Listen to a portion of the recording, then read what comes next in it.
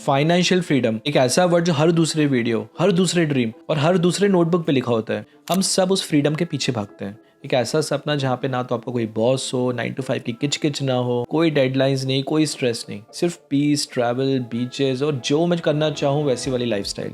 लेकिन सच बोलो तो कहीं ना कहीं मैंने ये फील किया है कि डेफिनेशन अब काफ़ी पुरानी लगने लगी है। पोस्ट 2020 के बाद जब लाइफ ने सब कुछ रीसेट कर दिया, मैंने रियलाइज़ किया कि retirement just as an idea सिर्फ एक एंड पॉइंट नहीं है, वो एक पॉज है, एक टर्निंग पॉइंट है। और अगर आप सोच रहे हैं कि सिर्फ जॉब छोड़ देने से फ्रीडम मिल जाएगी, तो सच कहूँ तो वो सिर्फ हाफ स्टोरी है। पहले फाइनेंशियल फ्रीडम का मतलब होता था काम बंद कर देना और दिन भर चिल करना, मस्त कॉफी पीते पीते सनसेट देखना। टू बी ऑनेस्ट, मैं भी एग्जैक्टली वैसे ही सोचता था। एक दिन आएगा जब ये 9 to 5 और ये काम से कंप्लीट फ्रीडम मिल जाएगी, लाइफ एकदम सही हो जाएगी, सब कुछ परफेक्ट लगने लगेगा। पर जितना ज्यादा मैंने अपने आसपास देखा, तब जाके समझ में आया कि retirement is not the destination, it's just a reset. मेरे सर्कल में काफ़ी सारे लोग हैं जिन्होंने अर्ली रिटायरमेंट लिया है। मैं जब उनसे बात करता हूँ, पूछता हूँ कि how are you feeling after retiring early, सबकी बातों में मुझे एक कॉमन आंसर मिला कि ठीक है, मैं अर्ली रिटायर हो गया हूँ, फाइनेंशियल बर्डन भी नहीं है, things are being taken care of, लेकिन मैं खुश नहीं हूँ, काफ़ी खालीपन लगता है। बिकॉज जब आप रिटायर सिर्फ 9 to 5 से एस्केप करने के लिए करते हो और फाइनली जब आप अपने रिटायरमेंट के गोल को अचीव भी कर लेते हो, तब जाके आपको रियलाइज होता है कि ठीक है, मैं रिटायर तो हो गया, लेकिन अब मुझे करना क्या है। तो एक तरीके की एम्प्टीनेस भी फील होती है। हमारी जनरेशन के लिए फ्रीडम का मतलब बदल गया है। हम सिर्फ सर्वाइव नहीं करना चाहते, हम सोसाइटी को कुछ देना चाहते हैं, कुछ क्रिएट करना चाहते हैं। हम सिर्फ सेफ नहीं रहना चाहते, हम इम्पैक्टफुल रहना चाहते हैं। और शायद इसी वजह से फाइनेंशियल फ्रीडम का ओवरऑल कॉन्सेप्ट काफ़ी इवॉल्व हो गया है, from stop working to start living with purpose. मुझे पर्सनली लगता है कि रियल फाइनेंशियल फ्रीडम तब आती है जब आपके पास पैसा ही नहीं, क्लैरिटी भी होती है। क्लैरिटी कि मैं किस चीज़ के लिए जी रहा हूँ। आज का वीडियो थोड़ा पर्सनल हो रहा है। मैं आपको बताना चाहता हूँ कि मेरा खुद का मानना है कि हर इंसान जो इस दुनिया में आया है ना, वो कुछ ना कुछ पर्पस के लिए आया है। और हर इंसान के पास एबिलिटी होती है कि अपने लेवल पे सोसाइटी को कुछ कंट्रीब्यूट करे। It can be monetary, non monetary, doesn't matter. इसलिए क्लैरिटी का होना बहुत इंपॉर्टेंट है, स्पेशली अगर आप अर्ली रिटायरमेंट सोच रहे हो, क्योंकि आप रिटायर तो हो जाओगे, आपके पास पैसा भी बहुत सारा होगा, लेकिन क्लैरिटी नहीं होगी कि आपको आगे करना क्या है, तो उस पैसे का भी कोई फायदा नहीं है। सिर्फ बिल्स कवर करना, पैसिव इनकम बनाना एक स्टेज है, फाइनल गोल नहीं। मुझे लगता है कि फाइनेंशियल फ्रीडम के बाद का जो नेक्स्ट स्टेज है, उसको आप एक्टिव अबंडेंस बोल सकते हैं। एक्टिव क्योंकि आप एंगेज रहते हो, कुछ सीखते हो, कुछ बनाते हो, कुछ शेयर करते हो। और अबंडेंस क्योंकि आपका पैसा, स्किल और टाइम तीनों आपके कंट्रोल में होते हैं। ट्रू फ्रीडम तब होती है जब आप अपने पैशन, अपनी क्यूरियोसिटी और अपने पर्पस को एक सस्टेनेबल फ्रेमवर्क में डाल देते हो।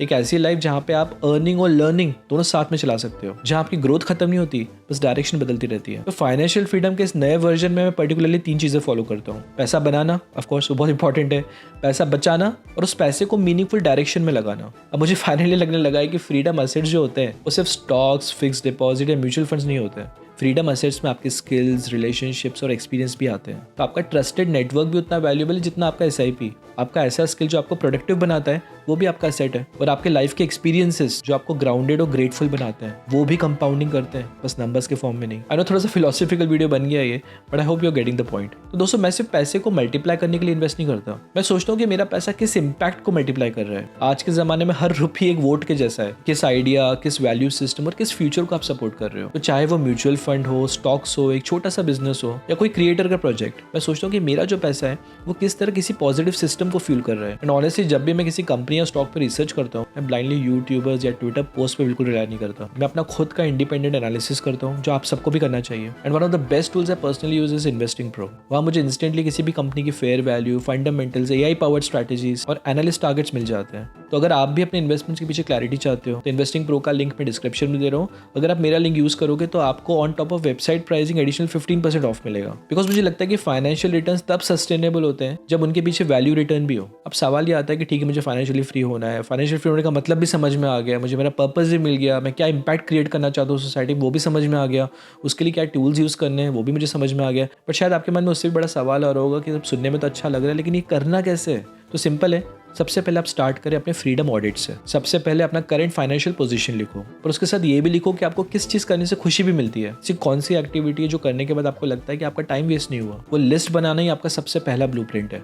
मैंने एक्जैक्टली इसी पर्पस के लिए एक डिटेल फायर कैलकुलेटर भी डिजाइन किया, जिसका लिंक भी आपको डिस्क्रिप्शन में मिल जाएगा। फायर कैलकुलेटर मेरे हिसाब से बहुत पावरफुल है। ऐसा कोई टूल एग्जिस्ट नहीं करता है जो आपको इतनी क्लैरिटी के साथ बता देता है कि आपको एग्जैक्टली कितना कॉर्पस चाहिए अपने रिटायरमेंट के लिए, उसके लिए आपको कितनी मंथली SIP करनी होगी और एग्जैक्ट कितना SWP अमाउंट आप ड्रॉ कर सकते हो अपने कॉर्पस में से, ताकि आप एक कंफर्टेबल पीसफुल रिटायरमेंट प्लान कर सको। The calculator is very simple to use. All you have to do is अपनी करंट एज डालिए, अपनी टारगेट रिटायरमेंट एज डालिए, आपके करंट मंथली एक्सपेंसेस क्या है वो डालिए, एक्सपेक्टेड इन्फ्लेशन कितना है, आप कितना टारगेट रिटर्न्स कंजर्वेटिवली एक्सपेक्ट करते हो। ये सारे पैरामीटर्स जब आप इनपुट कर दोगे the tool will take care of the rest. ठीक है, trust me, it's a very powerful tool and I will strongly advice कि आप इसे यूज़ करके ट्राई करें। देखिए, फाइनेंशियल फ्री होने की जर्नी बिल्कुल आसान नहीं होती। सेल्फ डाउट आएगा, डिस्ट्रैक्शंस भी आएंगे, मार्केट कभी ऊपर होगा कभी नीचे होगा, लेकिन अगर आपका रीजन स्ट्रांग है, पर्पस आपने डिफाइन कर रखा है, इम्पैक्टफुल है, तो आपका रिदम कभी ब्रेक नहीं होगा। तो उम्मीद करता हूँ कि आज का वीडियो आपको पसंद आया होगा। अगर आया तो प्लीज़ मुझे कमेंट करें और अपने सजेशंस लिख के भेजें। आप जिन भी और टॉपिक से मुझसे वीडियो देखना पसंद करते हो प्लीज़ मुझे कमेंट करके ज़रूर बताएं। तो चलिए दोस्तों, मैं आपसे जल्दी मिलता हूँ एक और सुपर इंटरेस्टिंग वीडियो में। Till then you take good care of yourself. This is me Prateek signing off from investing wiz, over and out.